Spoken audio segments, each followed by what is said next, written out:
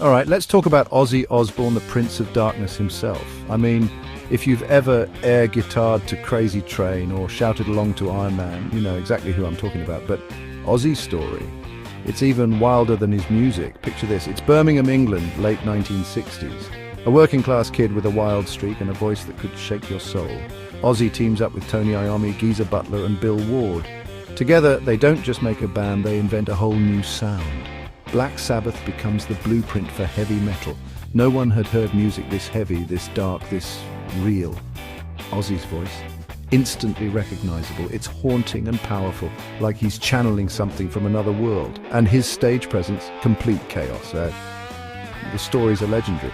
Biting the head off a bat on stage, yeah, that actually happened. But if you look past the headlines, there's a guy who just loves to perform.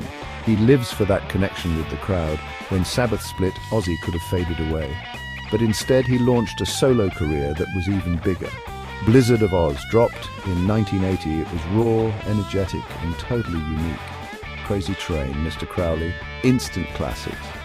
And how about Randy Rhoads on guitar?